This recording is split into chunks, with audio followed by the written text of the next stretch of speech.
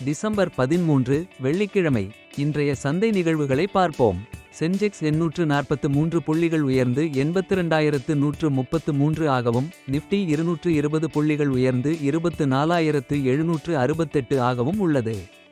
வர்த்தகம் செய்யப்பட்ட 2877 பங்குகளில் 1224 பங்குகள் முன்னேற்றம், 1575 பங்குகள் சரிவு மற்றும் 78 பங்குகள் மாற்றமின்றி உள்ளன.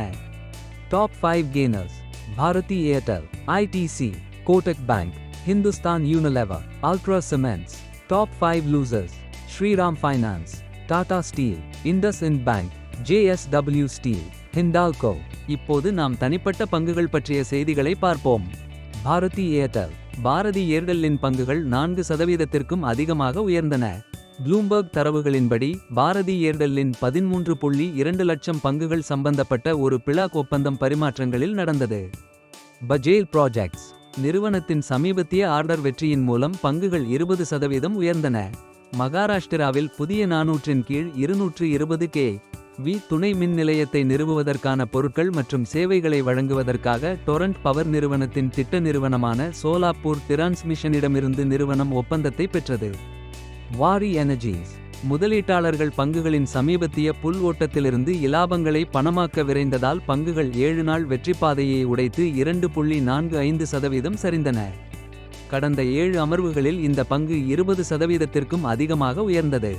இது முதலீட்டாளர்களுக்கு ஓரளவு லாபத்தை பதிவு செய்ய ஏராளமான இடத்தை கொடுத்தது. IOCL பங்குகள் 3% உயர்ந்து 145 ரூபாயாக இருந்தன. ஜெஃப்ரீஸ் பங்குகளை வாங்குவதற்கு மேம்படுத்திய பின்னர், வலுவான வளர்ச்சி வாய்ப்புகளை மேற்கோள் காட்டி இலக்கு விலையை உயர்த்திய பின்னர், பங்குச் சந்தைகளில் அதன் 2 நாள் இழப்பை தடுத்தது. ஆஸ்ட்ரோ மைக்ரோவேவ் ப்ராடக்ட்ஸ் 6%த்திற்கும் அதிகமான உயர்வு 869 ரூபாயாக இருந்தது.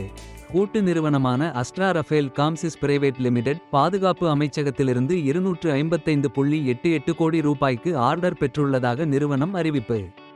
HAL இந்திய விமானப்படைக்கு 12 அதிநவீன சுகோய் ஜெட் விமானங்களை அதனுடன் தொடர்புடைய உபகரணங்களுடன் மொத்தம் 13,500 கோடி ரூபாய்க்கு HAL வழங்கும். இந்த விமானம் 62.6% உள்நாட்டு உள்ளடக்கத்தை கொண்டிருக்க வேண்டும். இது இந்திய பாதுகாப்புத் துறையால் தயாரிக்கப்படும் ஏராளமான பாகங்களின் உள்நாட்டு உற்பத்தியின் விளைவாக அடையப்படும். கிறிசில் பங்கு விலை 4வது நாளில் லாபத்தை நீட்டித்து 52 வார உச்சத்தை எட்டியது. ஆன்லைன் PSP கடன்களில் சிறுபான்மை பங்குகளை வாங்க நிறுவன வாரியம் ஒப்புதல். வோடாஃபோன் ஐடியா பங்கு விலை 1.78 விழுக்காடு உயர்ந்தது. வோடாஃபோன் ஐடியா அதன் 4G மற்றும் 5G நெட்வொர்க் திறன் மற்றும் கவரேஜை அதிகரிப்பதை நோக்கமாக கொண்டு அடுத்த 3 ஆண்டுகளில் 50,000 முதல் 55,000 கோடி ரூபாய் வலுவான மூலதன செலவின திட்டத்தை அறிவிப்பு. அசோக் லேலண்ட் வெள்ளிக்கிழமை தனது முழு வணிக வாகனங்களின் விலையையும் 3 விழுக்காடு வரை உயர்த்துவதாக கூறியது. இது ஜனவரி 2025 முதல் நடைமுறைக்கு வருகிறது. மாடல் மற்றும் மாறுபாட்டை பொறுத்து விலை உயர்வுகளின் அளவு மாறுபடும் என்று அசோக் லேலண்ட் அறிவிப்பு. Metal stocks JSW steel, Tata steel, NMDC மற்றும் சேல் ஆகியவை கடுமையாக பாதிக்கப்பட்டன. சீனா தனது பொருளாதாரத்தை உயர்த்துவதாக உறுதியளித்த பின்னர் உலோக நிறுவனங்களின் பங்குகள் விற்பனை அழுத்தத்தின் கீழ் வந்தன.